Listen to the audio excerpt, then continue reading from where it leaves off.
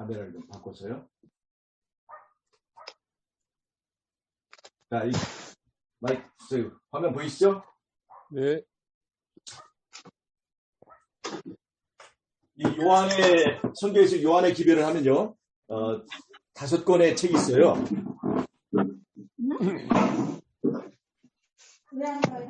첫 번째,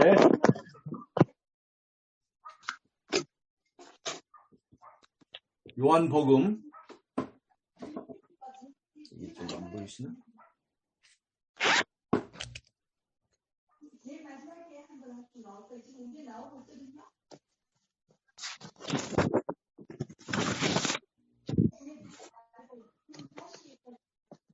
첫 번째 요한복음 있고요. 두 번째 요한 1서, 2서, 3서, 그리고 요한 계시록이 있습니다. 계시록. 5권의 책이 성경에서 이 요한이 쓴 책인데, 이 5권의 책 속에 들어있는 관통하는 하나의 그 주제가 있습니다. 이 요한이 쓴 이 5권의 책은 자세히 이렇게 읽어보면 그 5권의 책이 관통하는 하나의 주제를 가지고 있습니다. 첫 번째, 요한계시록은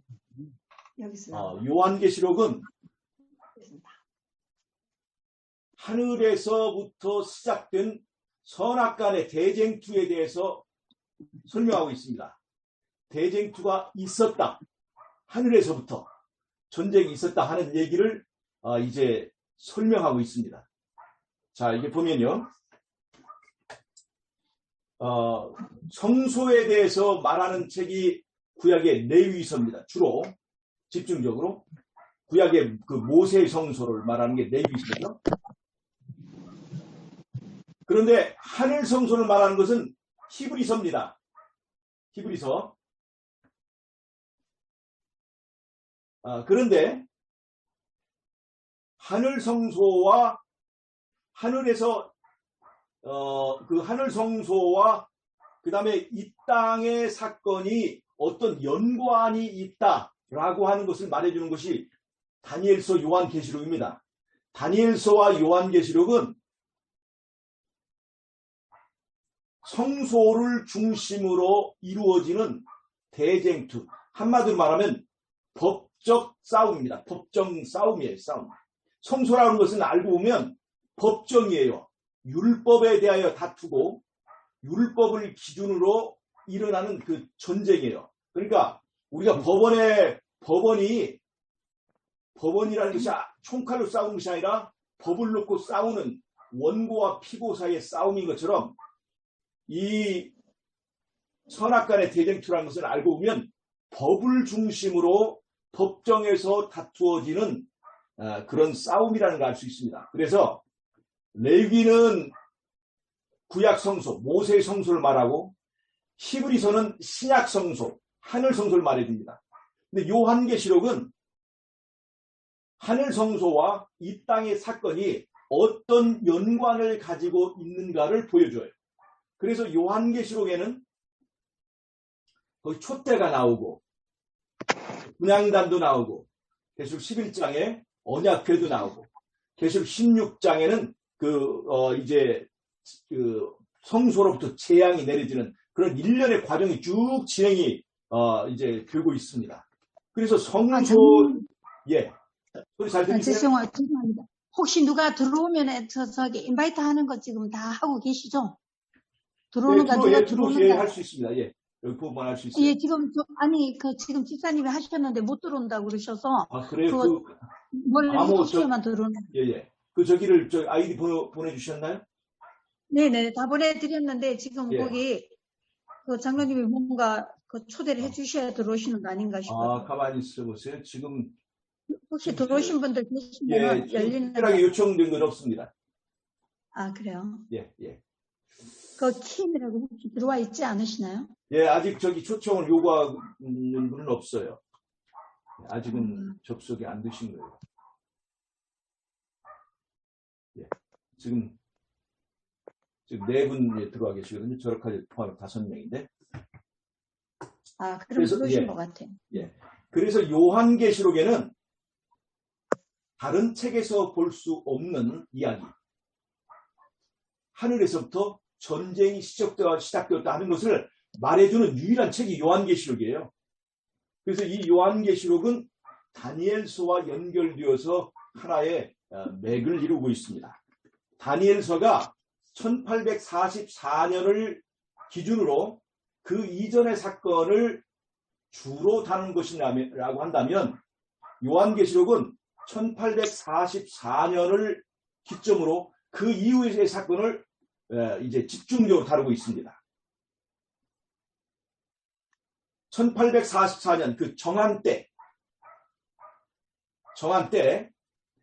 심판의 때, 그 이전까지, 그 정한 때에 이르기까지의 사건을 집중적으로 자세하게 설명을 하고 있고, 1844년 이후의 사건은 간략하게 나와 있습니다. 다니엘서 11장 40절에서 45절 정도 아주 간략하게 나와 있고, 12장에 약간 나와 있고요.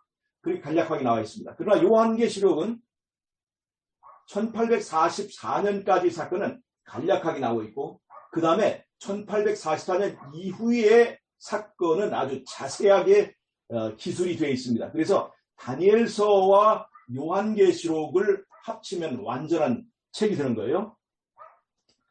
그래서 요한계시록은 하늘에 전쟁이 있었다 하는 얘기를 말해주고 있습니다. 자, 그런데 그 전쟁의 연장으로 이 땅에 하나님의 아들이 말씀이 육신이 되어서 이 땅에 오셨습니다. 그래서 대쟁투의 전장이 이 땅으로 연장되어서 이 땅에서 대쟁투의 클라이막스가 이제 진행이 되는 것을 말해주는데, 그것이 바로 말씀이 육신이 되셔서 이 땅에 오신 예수님의 생애를 말하는 겁니다. 그것이 요한복음이에요. 요한복음. 하늘에서부터 시작된 대쟁투의 주제는 사실 알고 보면 요한복음에 말한 대로 말씀이 육신이 되시는 것과 관련된 것입니다. 이게 무슨 말이냐면 하나님의 말씀, 즉 율법은, 하나님의 말씀은 실행될 수 있는가 없는가예요. 하나님의 말씀은 육신으로 변환될 수 있는가 없는가예요. 하나님이 말씀하시면 그 말로 끝나는 것이 아니라 우리의 삶에서 실행될 수 있는가 없는가. 다른 말로 하면 하나님의 율법은 피조물이 그것을 지킬 수 있는가 없는가, 순종할 수 있는가 없는가, 그것이 대쟁투의 가장 중요한 이슈라고 하는 것입니다. 왜냐하면 사단이 지금 노리고 있는 것은 예수님의 자리입니다. 왕의 자리예요. 그 왕의 자리를 노리기 위하여 예수님께 하나 아버지가 세운 왕, 그리스도, 왕인 예수님의 자리에 도전했는데 힘으로는 사단이 예수님을 이길 수 없기 때문에 사단이 공격의 포인트로 잡은 것은 예수님의 통치 방법인 율법입니다. 율법을 공격의 타겟으로 정했습니다. 율법은 진리인데 사단이 가지고 있는 것은 거짓말이에요. 거짓이요. 요한복음 8장 44절을 보면 이 마귀를 거짓의 아비라고 이제 설명하고 있습니다. 요한복음 8장 44절을 보면. 그래서 거짓말의 달인인 이 사단이 거짓말로 진리를 이길 수 있다고 생각하고 이제 진리인 율법을 공격한 거예요. 그래서 예수님께서는 율법을, 이 사랑의 율법, 진리의 율법으로 우리를 다스리시는데 그 율법을 피조물이 지킬 수 있느냐 없느냐, 천사들이 그것을 지킬 수 있느냐 없느냐. 그래서 지킬 수 없는 율법을 강요하시는 예수님은 우리의 자유를 박탈하는 분이다. 자유를 뺏어가는 것이다. 율법은. 그래서 천사들을 그렇게 유혹했습니다. 그런데 예수님은 진리를 알지니 진리가 너희를 자유케 하리라. 이 율법을 지키면 그 율법은 우리를 죄로부터 자유롭게 하고 영원히 살게 하는 그 영생의 요소라는 것을 예수님 주장하시는 거고, 사단은 율법은 우리의 이 자유를 박탈하는 것이고 우리를 하나님의 노예로 만드는 것이다 라고 주장하는 거예요. 이 주장이 앞으로 이제 우리가 공부를 하겠지만 바울의 기별 갈라디아서나 로마서나 거기에 온통 그 성경에 그 핵심 주제로 얽혀 있습니다. 그래서 어떻게 율법으로부터 우리가 자유롭게 될 수 있는가 하는 문제를 갈라디아서에서 이제 다루게 되는 거죠. 그래서 그래서 하늘에서 그런 전쟁이 있은 다음에 그 다음에 천사들이 하늘 천사 3분의 1이 사단과 함께 쫓겨나게 되었죠. 계시록 12장에 나옵니다. 계시록 12장에 붉은 용이 그 꼬리로 하늘별 3분의 1을 땅으로 내어 이제 던지는 얘기가 나와요. 이 말은 이제 화이트보일의 그 해석에 의하면 하늘 천사 3분의 1이 결국은 사단의 말을 듣고 예수님과 전쟁에서 져가지고 쫓겨나는 그것이라고 설명을 하고 있습니다. 자, 그 다음에 이제 이 사단이 하늘에서 쫓겨난 후에 그 다음에 한 일이 뭐냐면 천지창조입니다. 창세기 1장에서 1장, 2장에 나오는 창조의 작업을 하셨어요. 창조의 작업을. 자, 이렇게 하늘이 어수선한데 왜 하나님께서는 이런 창조의 작업을 하셨을까? 우리가 생각할 수 있습니다. 사단의 범죄 이후에, 사단이 하늘에서 내쫓긴 이후에 일어난 사건이 바로 인간의 창조라는 것입니다. 그 인간이라는 것이 어떤 존재입니까? 천사보다 약간 못하게 흙으로 사람을 짓는다는 얘기 아닙니까? 자, 천사들이 율법을 지킬 수 없다. 그래서 지킬 수 없는 율법을 강요하는 예수님은 독재자고 그 율법은 우리의 자유를 박탈하는 것이기 때문에 나는 이 하늘에 자유를 가져오기 위하여 이 전쟁을 시작한 것이다 라고 하는 것이 사단의 주장인데, 이제 그래서 하나님의 말씀이 도전을 받는 거예요. 그래서 그 말씀이 어떤 일을 하는가 하는 것을 보여주기 위하여 하나님께서 창조의 작업을 시작하시는 겁니다. 그 창조 작업이 뭐냐면 창세기 1장에 보면 이제 땅이 혼돈하고 공허하며 흑암이 깊음 위에 있었다 이 말이죠. 깊은 어둠이 있었다는 거죠. 이것은 바로 하늘 전쟁으로 인해서 사단이 만들어낸 하늘에 드리워진 상태를 잘 대변하고 있습니다. 하늘 천사들이 혼돈하고 공허하고 깊은 어둠 가운데 있는 이 하늘에서 시작된 대쟁투로 인해서 이제 둘러싸인 하늘의 분위기를 말해주는 거예요. 자, 깊은 어둠, 깊은 혼돈에서부터, 깊은 공허로부터 뭐가 시작되면 하나님께서, 예수님께서 말씀하시는 거예요. 말씀. 그래서 그 말씀이 사단의 말대로 말로 끝나는 것이냐, 아니면 그 말씀은 말로 끝나지 않고 말씀하시면 반드시 그것이 빛이 되고, 말씀하시면 그것이 물이 되고, 말씀하시면 그것이 형상이 되고 사람이 되는 그러한 그 과정을 데몬스트레이션 하기 위하여 이 창조의 작업을 하셨다는 겁니다. 한번 생각해 보세요. 단번에 창조하실 수 있는 하나님께서 그러니까 이 모든 작업을 한마디의 말로 모든 창조를 끝내실 수 있는 하나님께서 왜 6일이나 되는 그 시간을 걸리면서 창조 작업을 했을까요? 우리가 그 문제를 생각해 볼 필요가 있습니다. 한 번 말씀하시면 창조를 다 끝낼 수 있는데 왜 6일이라는 시간을 두면서 창조하셨을까? 그것은 이미 그때는 인간은 있기도 전입니다.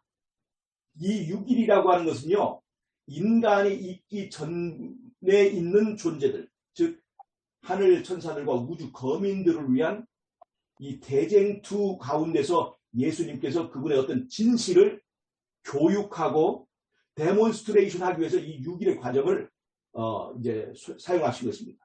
즉 천사들을 교육하고 천사들에게 설명하기 위하여 6일이 필요했던 거지 하나님에게 그 6일이 필요했던 건 아니에요. 자, 보세요.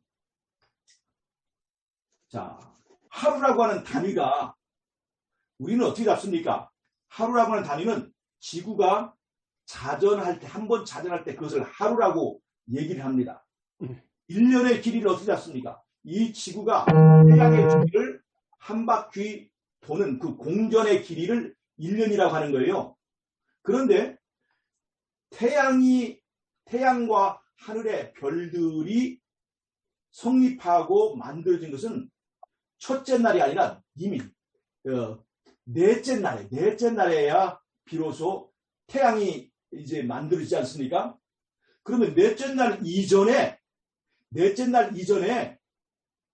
땅이 혼돈하고 이거 공허하고 이런 그 지구의 어떤 자전과 이런 것이 없었을 때 하루라고 하는 길이는 어디 생겼을까? 그 모순 아닙니까? 태양은 넷째 날에 생기는데 태양도 생기기 전에 어떻게 하루라고 하는 단위, 날의 길이가 생길 수 있는가 하는 거예요. 계시록 12장 보겠습니다. 계시록 12장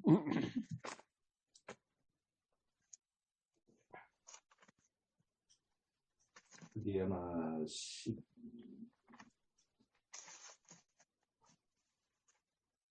22장입니다. 제 12장이 아니고 22장 11절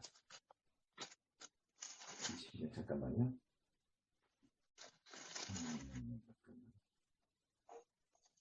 21장이네요. 21장 17절입니다. 21장 17절 계속 21장 17절을 보면요.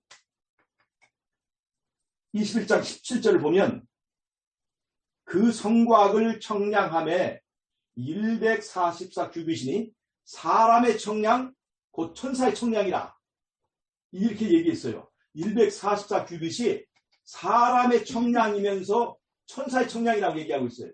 다른 말로 하면 사람의 단위와 천사의 단위가 지금 같다는 것을 얘기하고 있는 거예요. 즉 이러한 것을 기준으로 볼 때 하루라고 하는 단위는 인간이 창조하기 전에 이미 천사들에게 그 하루라는 단위가 있었습니다. 천사들에게.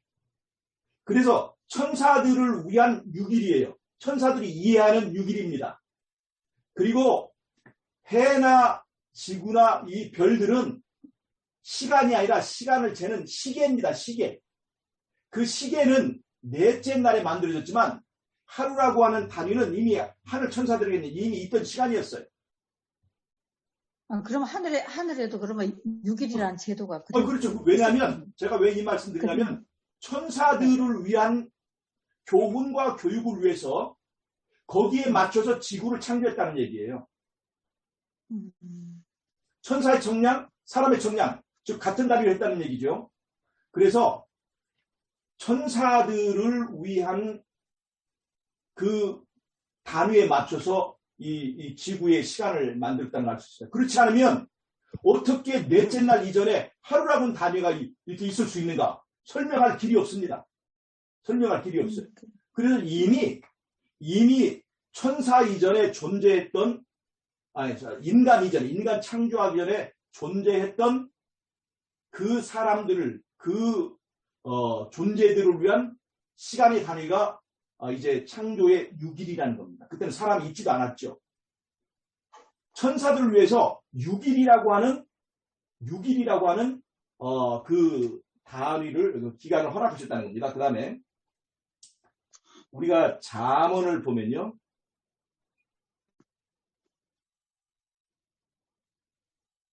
잠언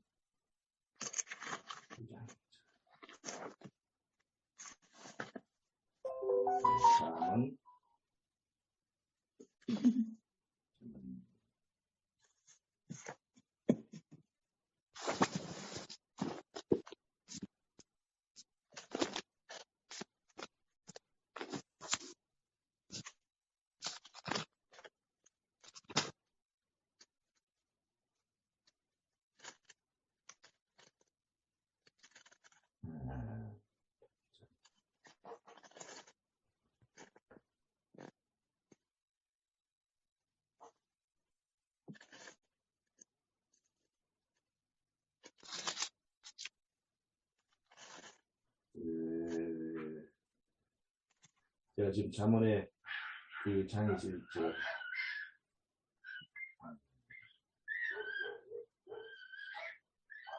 잠언 8장이 잠깐만요. 예, 어떤 말이냐면 하나님께서 이 모든 것을 창조할 때 하늘 별들이 함께 기뻐하였다는 내용이에요. 제가 지금 금방 이제 찾아보겠습니다. 22절서부터 몇 장? 30절까지 보면 8장? 8장, 네, 8장. 오케이. 22절서부터 30절까지 거기 보면 예. 까지 관해서 나오거든요. 오케이, 여기 나왔습니다. 자, 여기서 여호와께서 그 조화이 시작하고 태초에 일하시기 전에 나를 가졌으니 이 지혜는 예수님을 말하는 건데, 자, 여기 보면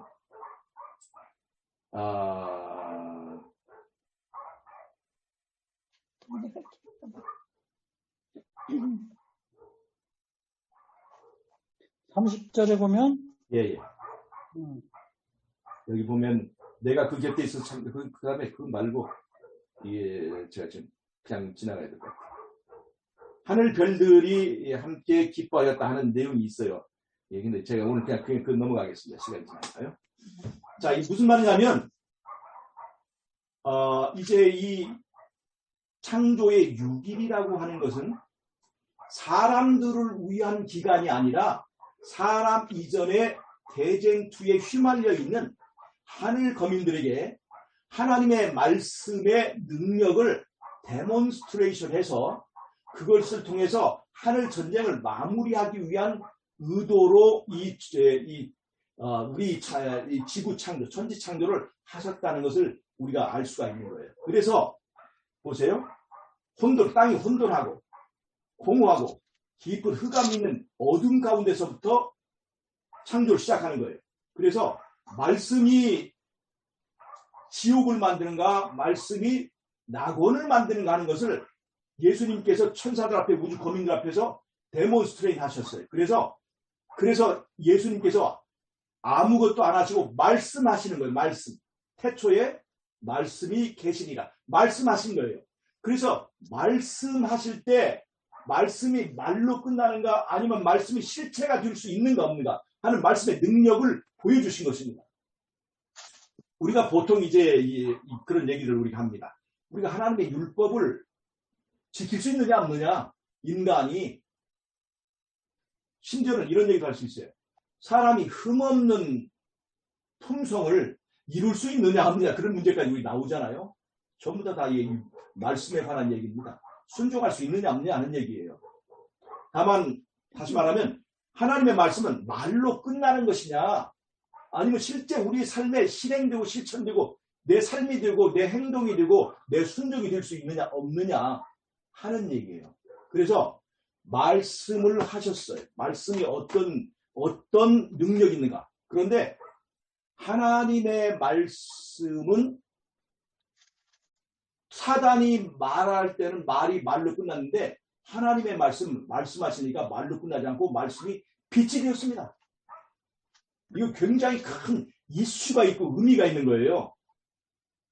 다른 말로 하면 하나님의 말씀하신 것은 실행된다 하는 것을 보여주는 거예요. 그런데 자 보세요. 빛이 있으라 명령하셨죠.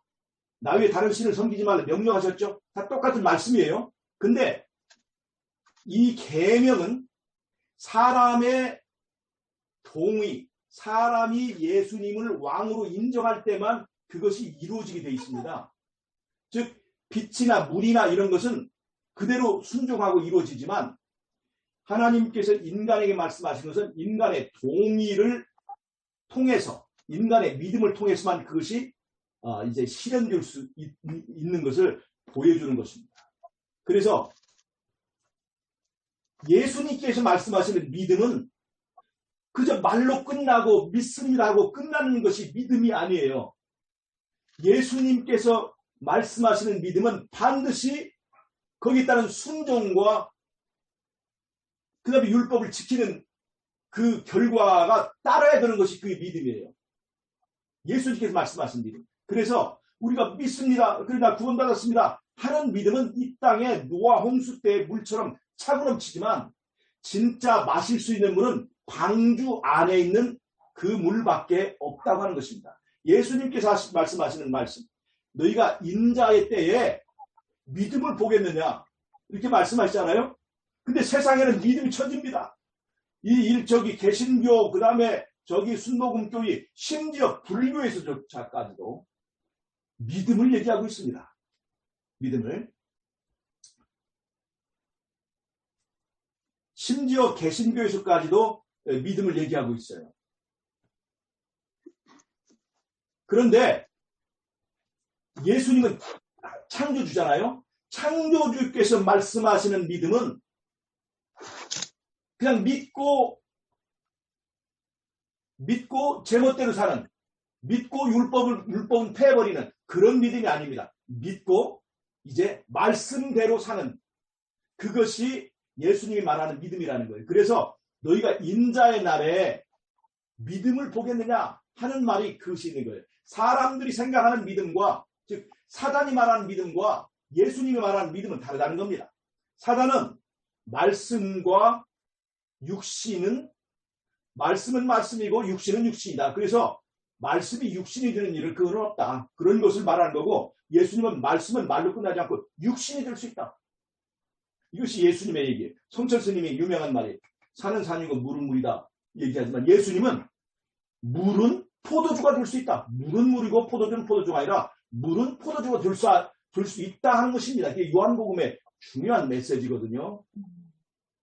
그래서 우리가 하나님의 말씀이 어떤 결과를 가져오는가를 창조의 6일 동안에 보여주신 거예요. 자, 보세요. 캄캄한 세상에 아주 깊은 그 어둠 가운데 있었습니다.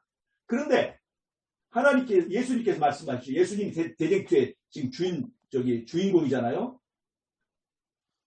예수님께서 말씀하셨죠. 빛이 있으라 말씀하실 때 온 천사들이 그걸 보고 있습니다. 깊은 어둠을 보고 있는데 말씀하실 때 그것이 말로 끝나지 않고 그것이 한 줄기 강력한 빛이 쫙 퍼져나오는 것을 보고 온 하늘의 천사들이 감동을 받고 박수를 쳤습니다. 아멘, 아멘, 할렐루야. 하나님의 말씀은 놀랍구나 하고 박수를 쳤어요.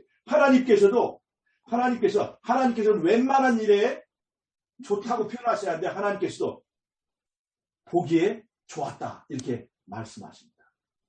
그리고 그 하루 동안 그것을 이 천사들이 묵상하고, 야, 이거 사단의 말과 다르구나 하는 것을 교훈하고 교육하고 새기면서 이 시간을 보낸 다음에 두 번째는 하늘과 땅을 갈라서 위의 물과 아래 물을 갈렸습니다.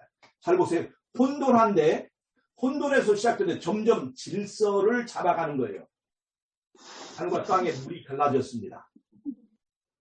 셋째 날 어떻게 됐어요?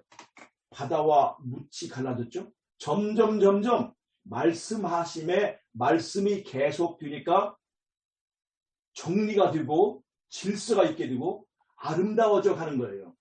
그리고 생각해 보세요. 셋째 날에 하나님께서 땅에 식물이 있으라, 꽃이 나와라, 열매가 나와라 하고 이렇게 하나님께서 말씀하시니까 갑자기 메마른 땅에서요 식물들이, 각종 식물들이 쫙 나오면서 각종 꽃들이 환하게 꽃을 피웠습니다. 아무것도 없는 무색무취한 곳에서 말이죠. 흙밖에 없는 그곳에서 갑자기 각종 꽃과 각종 나무가 확 열매 맺고 꽃이 피니까 얼마나 이 세상이 갑자기 아름다워졌겠습니까? 갑자기 꽃에서 향기가 확 풍기니까 이 세상이 그렇게 향기로워지게 됐다는 것입니다. 그걸 보고 천사들이 박수치고 아멘하고 할렐루야하고 이 세상이 향기로워지는 거예요. 다른 말로 하면 말씀이 계속되니 향기로워지고 아름다워지는 것을 보여주는 겁니다. 그 과정들이. 즉 하나님의 말씀은 이 세상을 지옥으로 만드는 것이 아니라 환하게 만들고 질서 있게 만들고 그리고 아름답게 만들고 그리고 향기롭게 만들고 그리고 열매 맺게 한다 하는 것을 이 창조의 과정에서 보여주신 것입니다. 넷째 날은 어떻게 하셨습니까? 하늘의 태양과 별들과 이런 것들이 질서 있게 시계들을 만드셨습니다. 시간을 만드신 것이 아닙니다. 하루라고 하는 시간과 단위는 그 전에 있었어요. 거기에 맞춰서 정확하게 시계를 만들었습니다. 우리를 위한 시계를 만드셨어요. 그리고 다섯째 날에 바닷속에는 물속에는 물고기들, 각양 물고기들을 만드셨고 그 다음에 하늘에는 새들을 만드셨습니다. 사실 우리가 이렇게 각종 하나님께 만든 새들 보면 얼마나 아름다운 새들이 많이 있고 얼마나 아름다운 물고기가 있는지 모릅니다. 그런데 그런 것들이 말씀이 계속될 때마다 더해질 때마다 세상이 점점 아름다워지고 점점 충만해지는 거예요. 그 속에 빈 것들이 채워지면서 점점 혼돈했던 것들이 질서 있게 되어가는 것입니다. 그리고 여섯째 날에 이제 짐승들과 곤충들과 땅에 기는 것들을 다 만드셨죠. 그리고 맨 마지막에 뭘 만드셨냐면 사람을 만드셨어요. 사람. 비록 천사보다 못하게 만들었지만 하나님의 형상을 닮은 인간을 만드셨는데 이 인간은 사실은 사단이 범죄 전부터 계획했던 창조였습니다.